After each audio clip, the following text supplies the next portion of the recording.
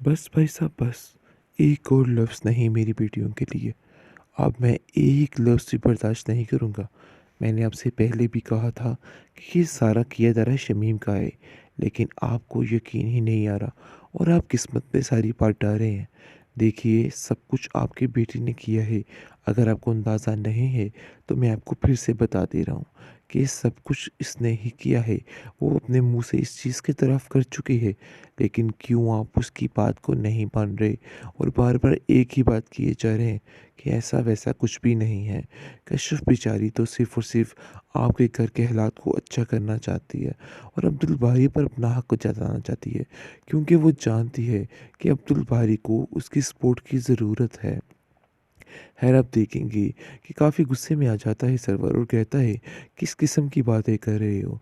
तुम्हें दिमाग तुम्हारा शायद ख़राब हो चुका है। वो अपनी नौकरी करता है, उसे किसी की सपोर्ट की ज़रूरत नहीं है। जिस पर मुनव्वर कहता है कि मैं उस सपोर्ट की बात नहीं कर रहा। सारी ज़िंदगी अपनी बहन के हाथों ज़लील होता रहा है, लेकिन अब जाकर उसको ज़रूरत है कि वो स्टैंड ले। इसलिए ये बेहतर यही है, कशिश जो कर रही है, बिल्कुल ठीक कर रही है। मुझे किसी किस्म का कोई पछतावा नहीं है। और अगर अब आप लोगों ने मेरी बेटियों के बारे में कोई भी ऐसी बात करने की कोशिश की, तो मुझसे बुरा कोई नहीं होगा। मैंने आपसे पहले ही कहा कि मैं जो कह रहा हूँ, बड़े सोच समझ के कह रहा हूँ। मुझे अब किसी की कोई परवाह नहीं। जाकर अपनी बेटी शमीम को भी समझा लीजिए कि वो जो कर रही है, गलत कर रही है। ऐसा करने से अपना ही बर्बाद कर रही है, इसके अलावा और कुछ भी नहीं। शमीम ने अपने लिए गड्ढे खोल लिए हैं। शायद आपको इस चीज़ का अंदाज़ा नहीं है, लेकिन जब आपको इन सारी बातों की खबर हो जाएगी, फिर आपको पता चलेगा कि उसने क्या-क्या ज़्यादतियाँ की हैं। इसलिए इन ज़्यादतियों का बदला अब उसको चुकाना ही होगा। मैं आपकी किसी चीज़ में साथ नहीं दे सकती हूँ। अब आपको अपनी हर चीज़ का खुद ही ख़्याल करना होगा। जिस पर शमीम कहती है कि ये मेरे बाप का घर है और मैं बड़े ही दिलेरी के साथ इधर सब कुछ कर सकती हूँ। तुम्हें परेशान होने की कोई ज़रूरत नहीं है और ना ही कुछ सफाइयाँ-दवाइयाँ देने की ज़रूरत है। लेकिन हम देखेंगे कि ज़ुलेखा को बिल्कुल सुकून नहीं है। उसकी दोनों बेटियों की ये हालत देख के काफ़ी परेशान है। मुनव्वर के पास आ जाता है सरवर और कहता है कि मुझे सही बात का इल्म नहीं था, लेकिन यकीन मानो कि मैं आज बहुत ज़्यादा शर्मिंदा हूँ। मुझे पता है इस चीज़ का कि मेरी बेटी ने बहुत गलत किया है और मुझे इस चीज़ का काफ़ी अफ़सोस भी है। क्या तुम सब बातें भूल कर अपने भाई को माफ़ नहीं कर देते? इस पर आप देखेंगे कि मुनव्वर कहता है कि भाई साहब कैसी बातें कर रहे हैं आप ऐसा मत कहिए और मुझसे माफ़ी मत मांगिए।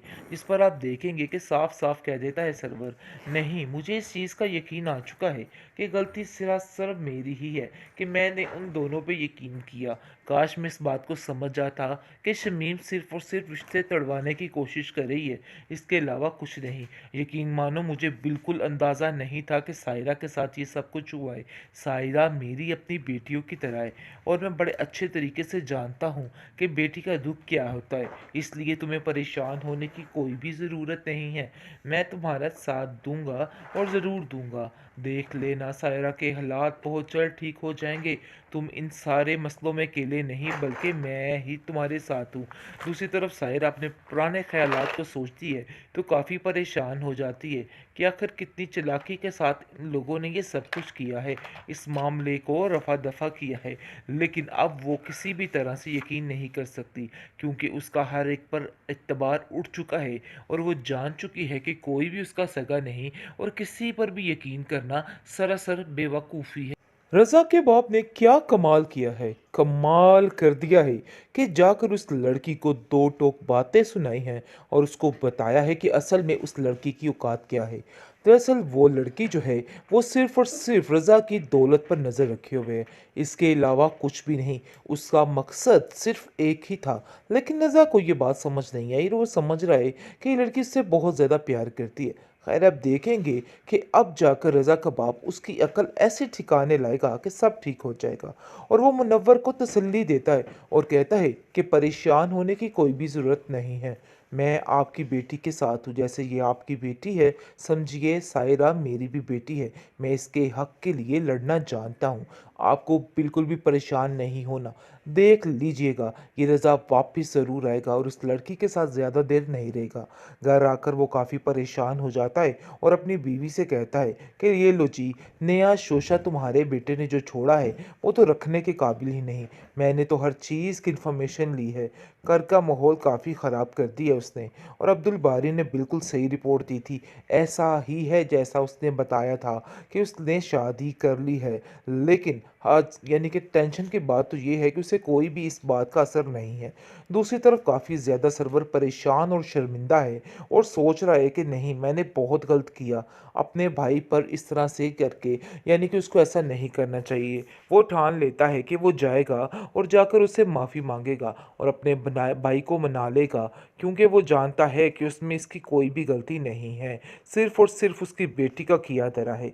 लेकिन आप देखेंगे कि अब कशिफ को समझ आ चुकी है कि इस औरत को किस तरीके से सेट करना है।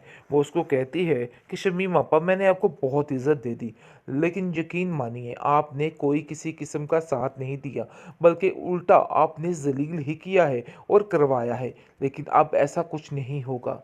मैं आपकी किसी चीज़ में साथ नहीं दे सकती हूँ। अब आपको अपनी हर चीज़ का खुद ही ख़्याल करना होगा।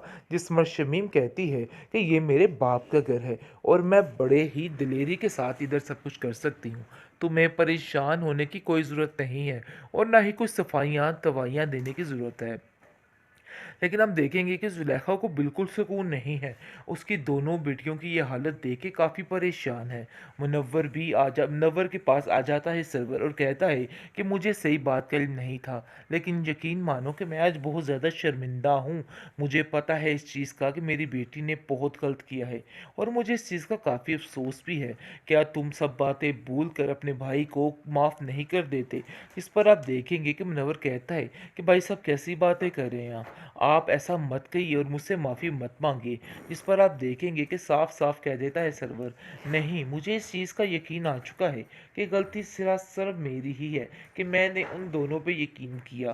काश मैं इस बात को समझ जाता कि शमीम सिर्फ और सिर्फ रिश्ते तड़वाने की कोशिश कर रही है, इसके अलावा कुछ नहीं। यकीन मानो मुझे बिल्कुल अंदाज़ा नहीं था कि सायरा के साथ ये सब कुछ हुआ है। सायरा मेरी अपनी बेटियों की तरह है और मैं बड़े अच्छे तरीके से जानता हूँ कि बेटी का दुख क्या होता है, इसलिए तुम्हें परेशान होने की कोई भी ज़रूरत नहीं है।